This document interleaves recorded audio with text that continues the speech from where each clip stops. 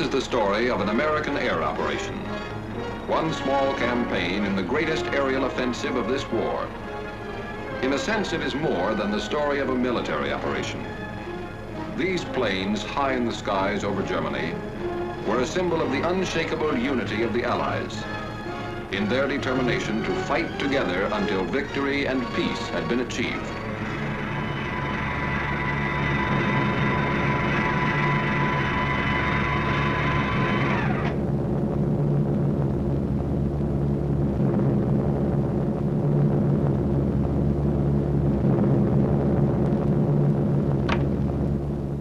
June 2nd, 1944. On this day, 650 American flying fortresses inflicted severe damage on German defenses along the invasion coast.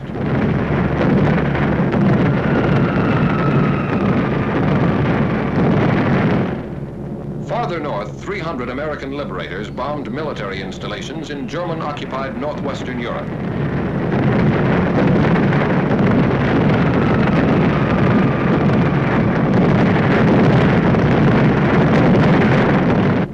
Was heavy over some targets.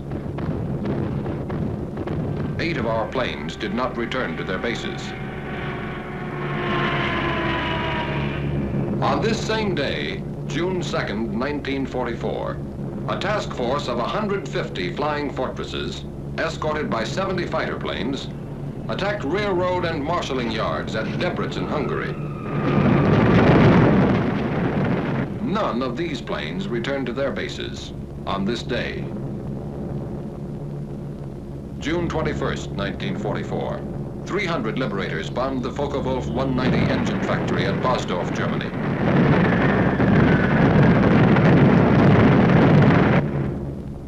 An hour later, 800 flying fortresses attacked targets at Berlin, Germany. Damage was inflicted on railway stations, freight yards, and factories. Bombs were also dropped on the ministries of war and propaganda, as well as Gestapo headquarters. Over all these targets, flak was intense and accurate. Interception strong and determined.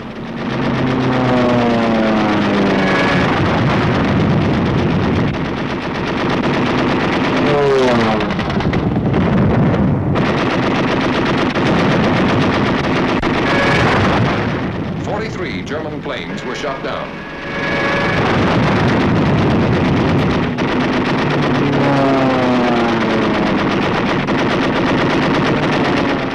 Eight of our own planes did not return to their bases.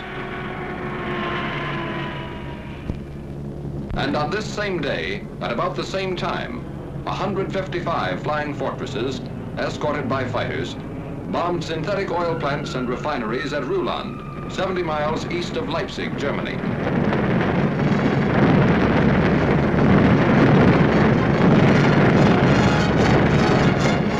As on June 2nd, none of these planes returned to their bases on this day.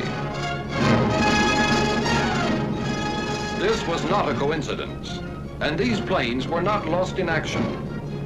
This had been decided 6 months before, on December 7th, 1943, when at Tehran, the leaders of the 3 major Allied powers had declared their complete agreement as to the scope and timing of operations from the east, west, and south. Operations from the east, west, and south. Operations on land, on sea, and in the air. The USSR agrees to furnish bases in Russia for the use of the U.S. strategical air forces in Europe, such bases to be used for shuttle bombing operations. Operation Titanic. Shuttle bombing. With American air bases in Russia, our bombers based in England and Italy could attack objectives in Central Europe, the Balkans, or Eastern Germany, land in Russia, refuel, reload, and bomb additional enemy targets on their return trips to their home bases. Operation Titanic. A triangular superhighway in the sky. With shuttle bombing, flying distances from England to some extreme points in eastern Germany and Poland, and from Italy to some points in German-occupied Hungary and the Balkans, would be reduced by a third. Reduced flying distance means reduced danger. For while planes on the shuttle route would have already landed, planes making the round-trip run still have to face flak, interception, or engine failure. With shuttle bombing, strategic targets of importance to the Red Army could be bombed by American planes operating from Russian bases. With shuttle bombing, Germany and the Luftwaffe could never be quite sure where the next Allied air blow was coming from, or going to. With shuttle bombing, the coalition land war, crushing the Wehrmacht on 3 fronts, would take wings to become coalition air war, and there would be no target in Germany or German-occupied Europe American planes could not seek, find, and destroy. These were the strategic purposes of Operation Titanic. The task of achieving these purposes was assigned to Lieutenant General Carl A. Spaatz, Commanding General of the United States Strategic Air Forces in Europe, and became the responsibility of Major General Frederick L. Anderson, Deputy Commanding General for Operations. In 4 months, the new bases were to be selected, constructed, supplied, staffed, and ready for use. A problem in men, materiel, space, time, and secrecy, requiring food, gasoline, bombs, ammunition, trucks, jeeps, steel matting, and more than 20,000 tons of other equipment, to be shipped by convoy from Liverpool and other British ports through the North Atlantic and Arctic Oceans. 2,000 miles of submarine-infested waters.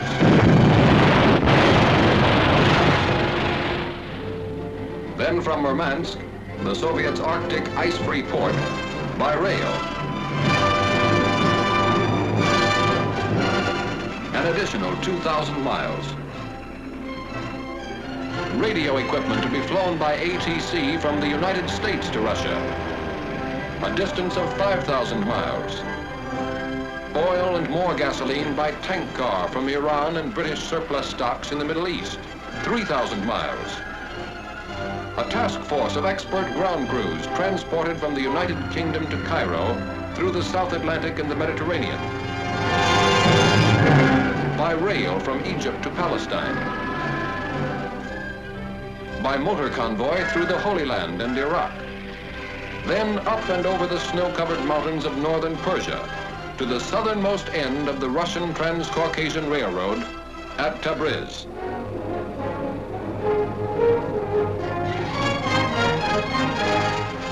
Finally, by special train over the Caucasian Mountains to their new headquarters somewhere in Russia. A secret journey of more than 7,000 miles. By the end of 4 months, the bases were ready. And Ambassador Averill W. Harriman and Major General John R. Dean, head of the United States military mission at Moscow, landed on the first American air base on Russian soil. Now, with preparation and organization completed, the task of transforming theory into reality was assigned to the 8th American Air Force, based somewhere in England, and the 15th Air Force, based somewhere in Italy. Early in the morning of June 2nd, crews of bomber and fighter commands of the 15th Air Force were assembled to be briefed for a special mission. A special mission for pilots, navigators, bombardiers, and gunners. And finally, a special word of farewell from Major General Twining, Commanding General of the 15th Air Force. I do not have to impress you with the importance of this mission to the Russian bases. I'm sure you are fully aware of this important event. I would like to mention one thing about which you must be very particular. That is your conduct while at these Russian bases. Be soldierly and neat at all times. The Russian is a fine soldier who appreciates results and one who does not understand big talk. Wish you the best of luck. Goodbye.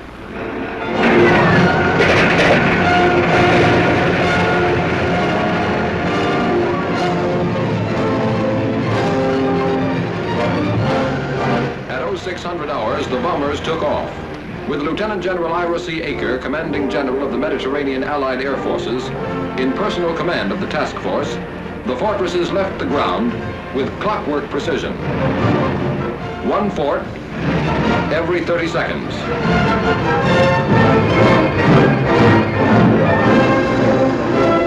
At 0630 hours, their fighter escort followed them into the air. 70 planes in 17 and a half minutes.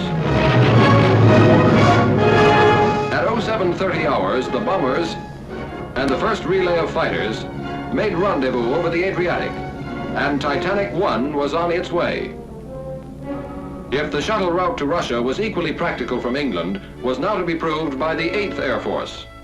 0100 hours, the morning of June 21st. Somewhere in England, Titanic 2. At 0530 hours, the heavily loaded bombers took off into the fog of an English dawn. 24 minutes later, the first group was in the air, heading northeast to the task force assembly point.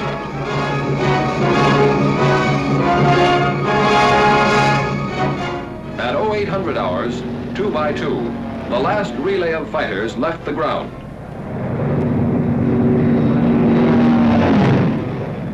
At 0930 hours, flying fortresses and Mustangs made rendezvous high over the German coast, and Titanic 2 was on its way.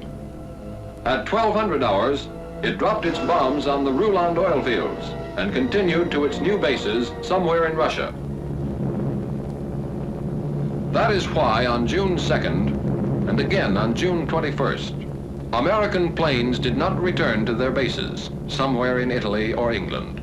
For on each of those days, their mission was still unfinished. In a sense, it had only begun.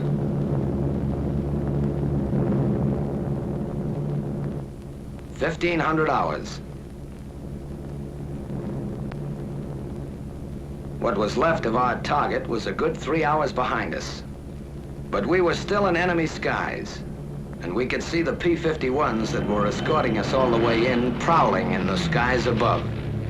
They called us Big Friend. We called them Little Friend. And it was a very pleasant feeling to have them around. About 1600 hours, we saw our red-nosed little friends pull away. A couple of minutes later, our navigator, the little man with the big maps, made with the instruments, and gave us the good word. Navigator to crew, navigator to crew. It won't be long now. We're over Russia. Over Russia. From the sky, all countries look alike. But this was friendly country. That meant no more flak, no danger of interception. Solid ground not too far away.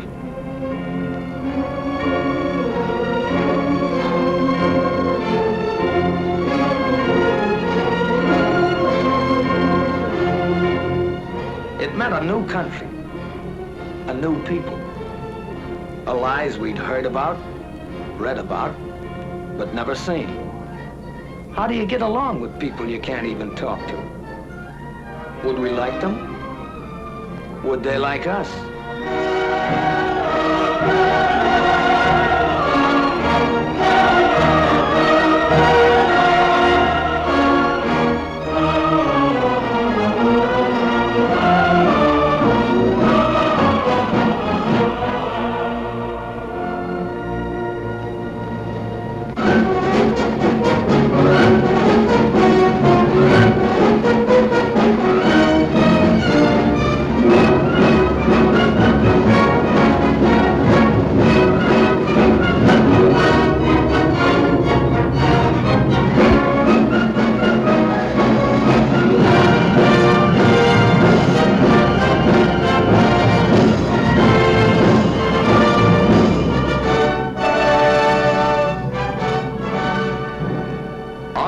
The task force are General Walsh and General Permanov, the American and Russian COs.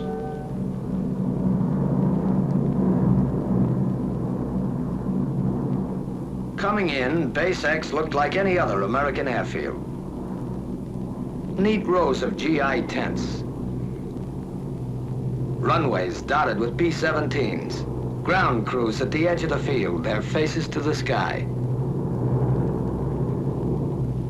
One difference, though, the ruins all around the base. A silent reminder that enemy boots had marched in two directions here quite recently.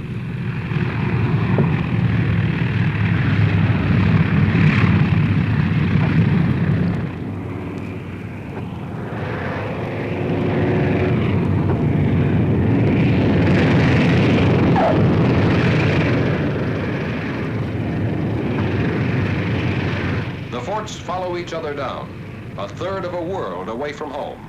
Wheels made in Akron touch steel matting made in Pittsburgh on an American landing field in Russia.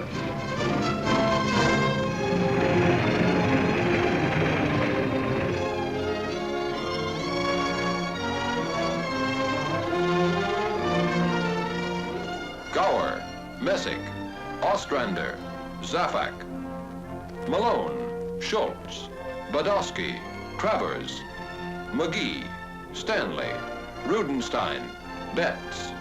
1,000 tourists from 48 states on a short visit between two jobs. Tense moment in international relations. Ivan Ivanovich meets fearless Fosdick. A handshake says, "Hello, very glad to see you," in any language. And General Permanov makes it official. I welcome you as fighting allies. Together we'll fight to victory. I wish you the best of luck in combat and a safe return home. After that, there was another important ceremony. Short snorter bills. If we didn't get those signed, the flight would have been illegal. Whenever flyers meet, they talk shop, even when they can't understand each other. That's when sign language came in handy. And it seemed to work at that. Some Russian WACs, officers, and enlisted women were on the welcoming committee, too. It would have been nice to sort of pursue the subject further, but there was work to be done. Interrogation, the reports and odds and ends of information that lay the groundwork for future operations. Interrogation is held in the open by courtesy of retreating German troops. Did you meet any fighter opposition? Yes. All right. How many fighters did you see? I said about 15. About 15? Yeah, good. With interrogation over, the men head for the tents, which will be their home as long as they remain in Russia. The first half of the mission is ended. The second half has already begun. Without the loss of an hour, the mixed ground crews of American and Russian mechanics take over the big bombers. Inspecting damages. Checking engines. Repairing equipment. Getting the fortresses ready for another trip.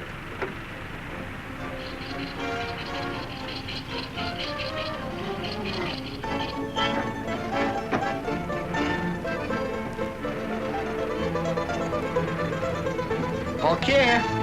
Spasiba. Kuchnia. Kuchnia stands for kitchen. Kitchen stands for chow. And even in Russia, you stand in line for it. On KP duty, Katya, Manya, and Olga. Not Buck or Eddie or Pete, but soldiers too. And darn good cooks to boot, who cooked and served our supper. Hutch, Pujolista. K-ration, with a Russian accent. And spam a la Stroganoff. The coffee was hot. That's about all you could say for it.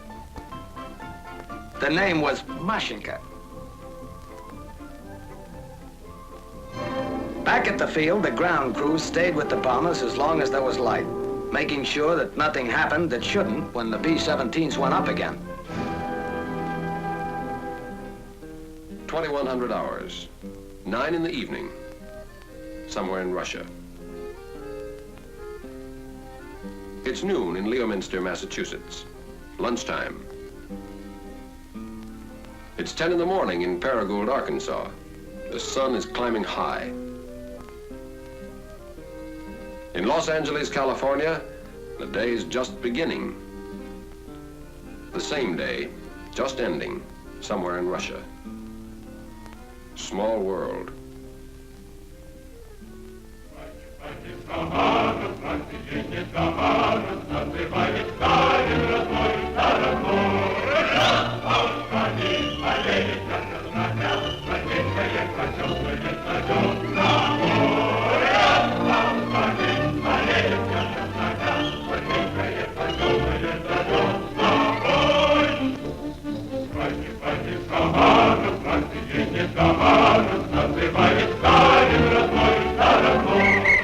Another day, just beginning, somewhere in Russia.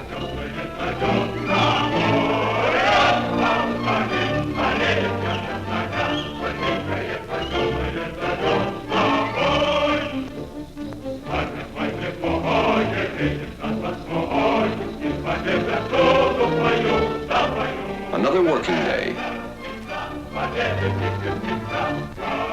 Another day of war. At headquarters, American officers headed by Colonel, now General Albert A. Kessler, and their Russian colleagues plan the next mission. Objective, the destruction of one of several strategic targets in the path of the Red Army. The target is selected. Weather permitting, mission tomorrow. A task force of this size needs gasoline, more than 350,000 gallons of it. Ammunition, more than 1 million rounds. Bombs, more than 500 tons. And more than 50,000 American and Russian man-hours of servicing and preparation.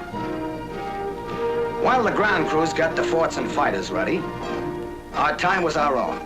Some of the fellows took advantage of a sunny morning and put on an exhibition of the national pastime. Some thought they'd teach the Russians another American pastime.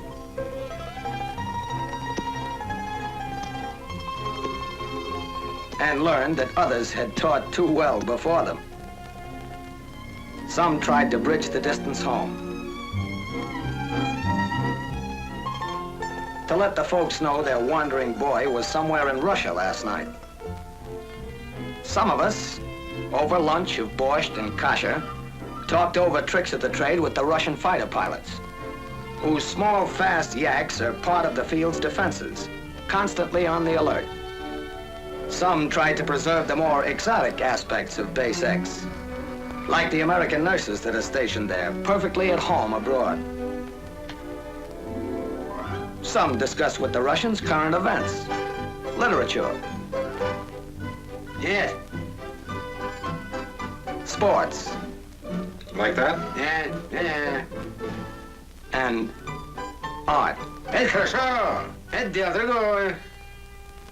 Some moseyed over to a nearby pasture and found out that milking a cow in Russia is no different than it is in Iowa.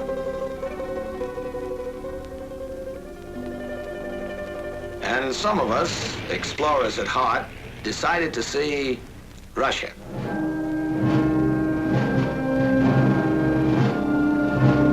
The town near the base is a market center for the adjacent farming district, and a fair was held each year along its main street.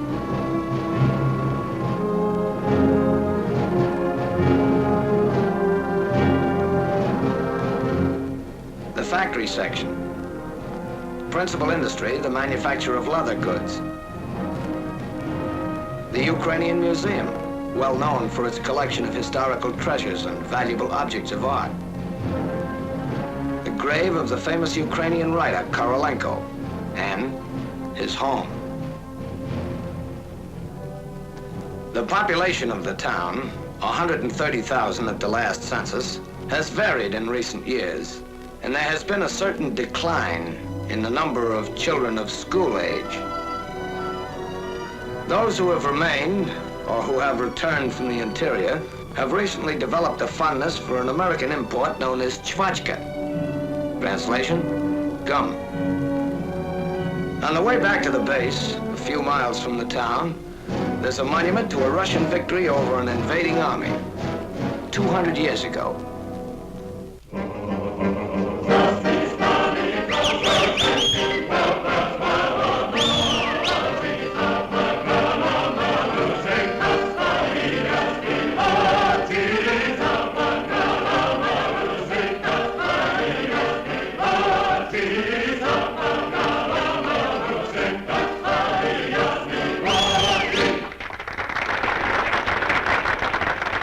Следующий номер. Украинские народные песни в исполнении хора имени Шевченко.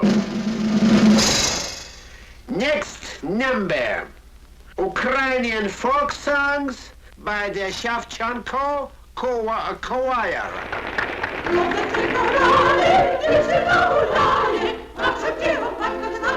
The language and the music are strange, but it isn't necessary to understand the language to understand some of the people here. The show marks the beginning of the end of this American visit to Russia. Most of the men are already looking back, remembering.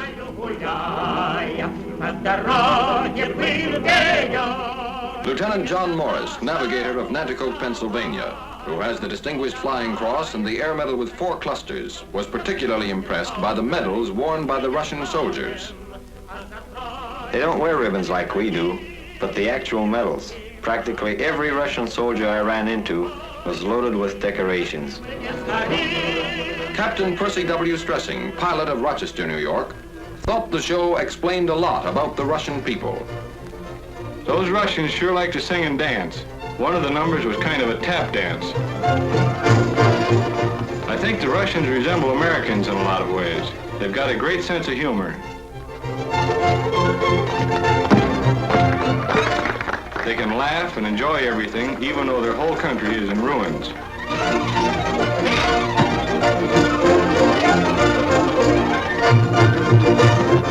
Major Samuel Davis, command pilot of Boston, Massachusetts.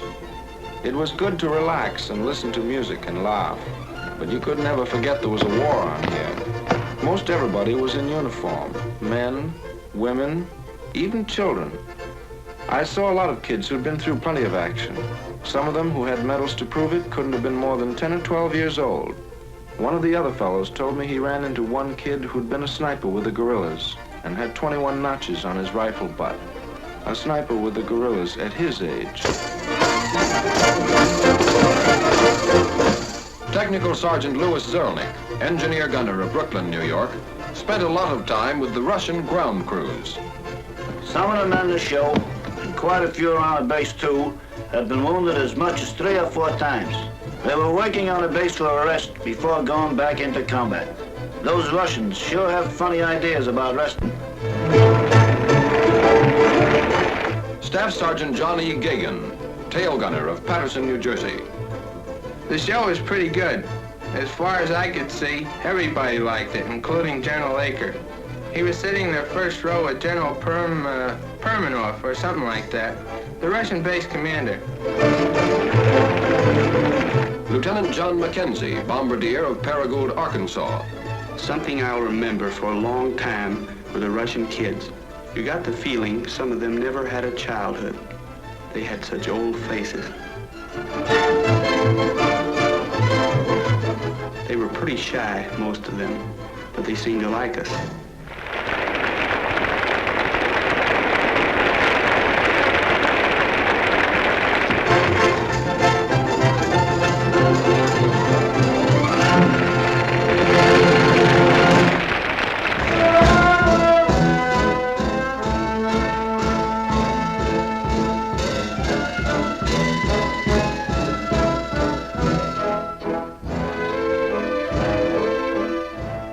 Sergeant Clinton Miller, engineer gunner of Montvale, New Jersey. The Russians like their dance music slow and sentimental, mostly waltzes. The girls do all kinds of jobs around the base, and they work very hard. Their clothes are plain and neat. They don't use makeup as a rule, but some of them wear lipstick. I remember one girl who was in charge of an ACAC crew. She had 12 enemy planes to her credit. Staff Sergeant Donald Craw, tail gunner of Stratford, Connecticut. The music at the dance was on the corny side, but the girls are nice.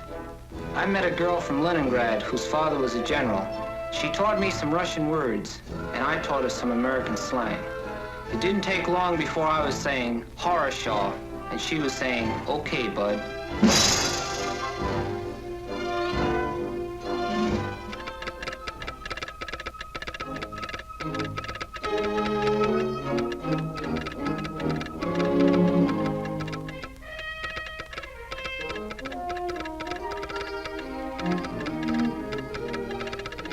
Weather?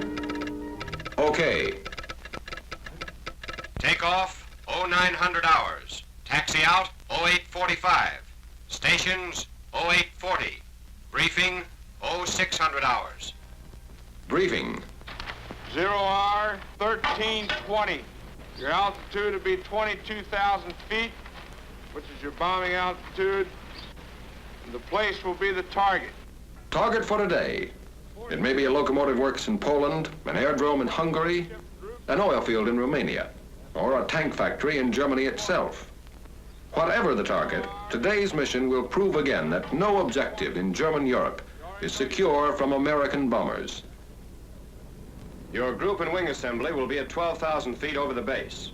Your bombing altitude will be 22,000 feet. We'll pick up our fighter escort over the front at 11:43. Target time, 13:20. Gas load, 2,700. Bomb load, 10 500-pound GPs. Bomb load, 10 500-pound GPs. GP, general purpose. General purpose, to reduce the enemy's mobility, to disrupt his lines of communication, reinforcement, and supply, to destroy his war machine at its very source, his mines, his mills, his factories, and to deliver a message.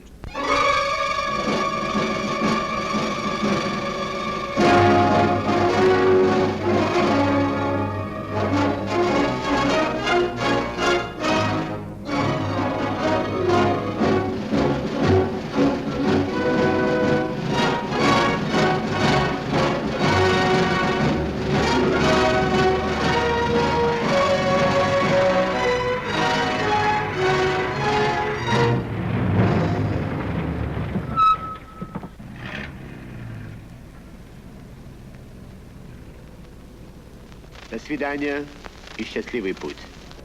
That means good luck. We'll be seeing you.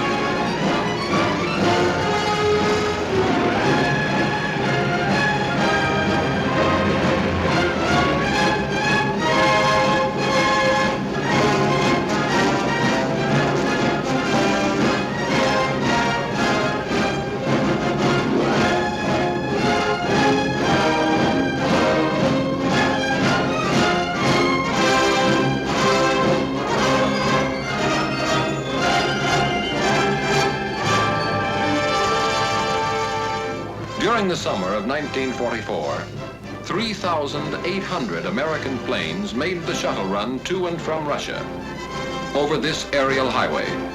In less than 4 months, 24 targets in Germany and German-held territories, some never before within effective range of our bombers, felt the lash of American air power, striking against railway centers and marshalling yards at Debrecen and Szolnok, Hungary, Bucharest, and Ered, Romania, and Béziers, France, against aerodromes at Galați, Focsani, Buzău, and Zelestia, Romania, Mielec, Poland, Kecskemés, Hungary, and Toulouse, France, against oil fields and refineries at Rulan, Germany, Drohobych, and Tercebina, Poland, Budapest, Hungary, and Ploiesti, Romania, against armament plants and aircraft factories at Gdynia, Poland, Miskolc, and Diospor, Hungary, and Chemnitz, Germany. But even more important, this bomb